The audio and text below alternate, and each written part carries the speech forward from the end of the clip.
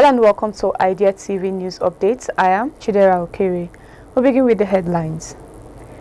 ECOWAS warns of global power, rivalries and artificial intelligence threats to West Africa. IMF flags rising fiscal risk as Rwanda's economy posts strong growth. Côte d'Ivoire launches integrated mines and energy strategy to drive growth. First Lady dismisses backlash over ADELEKE interaction as needless controversy. MAURITIUS establishes National Artificial Intelligence Units. Away from Africa, cancer-linked sperm donor fathers nearly 200 children across Europe. And in sports, Lagos launches new health insurance plan for Nigerians abroad. And in business, House summons bank CEOs over alleged illegal charges. Finally, in sports, KWARA unveils North Central Amputee Football League. Now the news in full. The Economic Community of West African States has warned that growing global power rivalries, climate change, and emerging technologies such as artificial intelligence are increasing security and governance risk in the region. The warning was issued today, Wednesday, in Abuja at the close of the 55th session of the ECOWAS Mediation and Security Council at ministerial level. Speaking at the meeting, Sierra Leone's Foreign Affairs Minister and Chair of the Council, Timothy Kaba, said West Africa is deeply exposed to global geopolitical controversies and technological disruptions despite lagging in technology development. He also cited climate change, democratic backsliding, and unconstitutional changes of government as major threats, noting that public frustration with poor governance is weakening trust in democracy. Kaba reaffirmed ECOWAS zero tolerance for coups, referencing the foiled attempt to subvert constitutional order in the Benin Republic earlier this week, and renewed commitment to restoring constitutional rule in affected member states. He stressed that peace, security, and stability remain the foundation of development, calling on leaders to rebuild trust, strengthen democratic institutions, and preserve regional unity in the face of mounting international and external pressure. Moving on, the International Monetary Fund has today concluded its 2025 Article 4 consultation with Rwanda, noting that the economy remains resilient despite growing risk. The fund says Rwanda recorded strong growth of over 7% in 2024 and early 2025, driven by services, construction, and a rebound in coffee exports. Inflation has stayed within targets and foreign exchange reserves remain healthy, covering nearly 5 months of imports. However, the Monetary Fund warns that vulnerabilities are building. The current account deficit widened this year due to rising imports, while major infrastructure projects including the new Kigali International Airport and national airline investment have increased borrowing. Public debt, which stood at about 67% of gross domestic products in 2022, could climb to around 80% by 2027 if spending pressure persists. The fund is urging Rwanda to tighten fiscal policy through stronger domestic revenue mobilization across oversight of state-owned enterprises and better prioritization of public investment. It also recommends maintaining a data-driven monetary policy and allowing more exchange rate flexibility to cushion future shocks and the country transition into a post-financing assessment phase following the completion of its IMF support program. In another news, Côte d'Ivoire has unveiled a new national strategy to integrate its mines, hydrocarbons, and energy sectors as part of its efforts to accelerate long-term economic transformation. The Integrated Mineral and Energy Resources Policy was approved by Cabinet earlier in the week and formally announced on Friday. The government says plan will double the contribution of mines and energy sector to economy to 14% of gross domestic products by 2040. This is aimed at reducing dependence on agriculture, strengthening local value chains, attracting investment and creating jobs as the country remains vulnerable to global commodity price swings. Central to the strategy is energy expansion. CÔTE developed plans to increase renewable energy to 45% of its power mix and cut emissions from the sector by 38%. Implementation will require about $67 billion over 50 years, building on the country's track record of mobilizing private investments to support industrial growth and broader, more inclusive development across the country. Moving on, Nigeria's First Lady Senator Oluremi Tinubu has dismissed the public backlash over her interaction with Osun State Governor Ademola Adeleke, describing it as a needless controversy. In a statement posted on her official Facebook page yesterday, Tuesday, she said minor moments are often exaggerated by critics, stressing that leaders understand their responsibilities and how to guide society. The reaction follows a viral video from the 10th coronation anniversary of the Oni of Ife, Oba Adeyeye Ogunwusi, held recently, where Governor Adeleke briefly paused after breaking into a song during his speech. The First Lady was seen approaching the podium to speak to him quietly, a gesture that quickly sparked debates across social media. The incident has since divided opinion, with some public figures criticizing the action as inappropriate, while others described it as light-hearted and respectful. Neither Governor Adeleke nor the presidency has issued an official response as discussion around the moment continue online.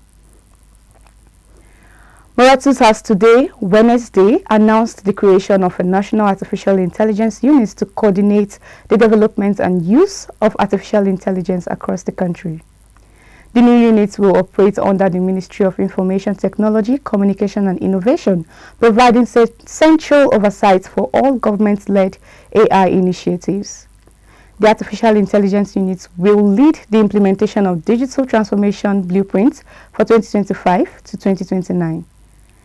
Its role includes setting ethical standards, supporting regulation, training public sector leaders, and expanding intelligent automation across public services while working with universities and local technology sector. The move comes as MAURITIUS strengthens its digital economy with high internet penetration and growing online public services. By centralizing AI governance, authorities say the unit will reduce fragmentation, improve service delivery, and ensure responsible and inclusive use of artificial intelligence in line with international standards. We now go on a quick break. The news continues when we return. Number 3, sustainable tech and green computing. With data centers now consuming around 1 to 1.5% of the world's electricity, efficiency has become critical.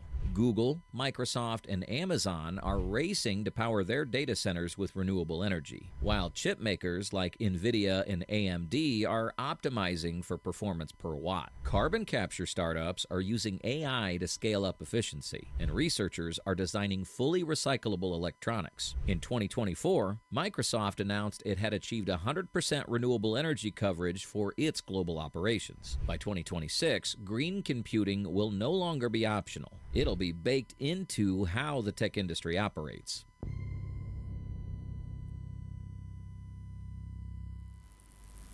Welcome back. If you're just joining, this is Idea TV News Update. Now the rest of the news. Away from Africa, a major European investigation revealed today, Wednesday, that sperm from a single donor carrying a rare cancer-causing genetic mutation was used to conceive at least 197 children across 14 countries. Some of the children have already died, while others now face a very high lifetime risk of cancer. The sperm sold by Denmark's European Sperm Bank was used for nearly 17 years, beginning in 2005, before the risk was discovered. The donor unknowingly carried a mutation in the TP53 gene, which normally prevents cancer. In some of his sperm, the gene was damaged, meaning children conceived from those samples have the mutation in every cell of their bodies. This condition, known as Liframeni syndrome, carries up to a 90% chance of developing cancer, often in childhood. Doctors say several affected children have already developed multiple cancers, and some have died at a young age. The sperm bank says it stops using the donor immediately once the issue was detected, and has expressed sympathy to affected families. Authorities confirmed today that a very small number of women from the United Kingdom traveled abroad for treatment using the donor sperm and have now been informed. There is no international law limiting how many children a single donor can father, a gap experts say has allowed this situation to happen, raising fresh concerns about regulation, genetic screening, and cross-border fertility treatment. And in health now, Lagos State has unveiled 2 new health insurance packages targeted at Nigerians in the diaspora and visitors to the state. The plans, known as Ilera Eco Wakawell and Ilera Eco Home Connect, were announced yesterday, Tuesday, by the Lagos State Health Management Agency during its 4th quarter media briefing in Al-Hausa. The permanent secretary of the agency, Dr. Emmanuel Zamba, said the initiative responds to growing demand from Nigerians living abroad who want reliable health cover while visiting Lagos or for family members at home. She explained that the new packages are part of efforts to expand access to care, strengthen health financing, and advance universal health coverage with support from private sector partners. Under the scheme, Wakawell provides short-term health coverage for visitors and returning diasporans, while Home Connect allows Nigerians abroad to pay health insurance premium for relatives in Lagos. State officials say the program is affordable, widely accessible, and designed to make Lagos a safer and healthier destination for residents, visitors, and returning Nigerians. In business, Nigerians House of Representative has summoned the Chief Executive Officer of the Commercial Bank over alleged illegal and unexplained deduction from customers' accounts. The directive was issued yesterday, Tuesday, in Abuja by an ad hoc committee investigating bank charges and tax deduction affecting civil and public servants. The committee chairman, Representative Kelechi Nwogu, accused bank of systematically deducting charges such as short message service alerts, account maintenance, and transfer fees without clear transparency or proper remittance. He said the investigation will focus on whether these deductions are authorized, correctly calculated, and lawfully utilized, stressing that the bank chief executive must appear in person with no representatives allowed. Banks have been given until Monday to submit relevant documents ahead of a hearing scheduled for next Wednesday. The panel says failure to comply will attract sanctions as lawmakers intensify scrutiny of banking practices amid growing concerns over high bank charges affecting Nigerians and business nationwide. And finally, in sports, KWARA State has officially unveiled the Maiden North Central Amputee Football League, a new regional competition for athletes with disabilities. The league, announced yesterday in Ilorin, will hold from Sunday, December 14 to Tuesday, December 16, 2025, with teams from KWARA, Niger, Plateau, and other North Central states expected to compete. Unveiling the tournament, the executive chairman of KWARA State Sports Commission, Bola Kale Mogaji, created Governor Abdurrahman Abdurrazik sustained support for inclusive sports development, describing it as central to KWARA's growing reputation as a hub for both mainstream and disability sports. He also acknowledged the role of the Nigerian Amputee Football Federation and national team captain Safareddin Oyeleke in driving the initiative. Organizer says the league is designed to strengthen Amputee football promotes inclusion and creates a sustainable competitive structure in the region, with plans already underway to expand to more states by next year. And that is all we have for you on IDEA TV News Update. But before we go, here is the recap of the headlines. ECOWAS warns of global power, rivalries, and artificial intelligence threats to West Africa. IMF flags rising fiscal risk as Rwanda's economy posts strong growth. Côte d'Ivoire launches integrated mines and energy strategy to drive growth. First Lady dismisses backlash over ADELEKE interaction as needless controversy. MAURITIUS establishes national artificial intelligence units. Away from Africa, cancer-linked sperm donor fathers nearly 200 children across Europe. And in sports, Lagos launches new health insurance plan for Nigerians abroad.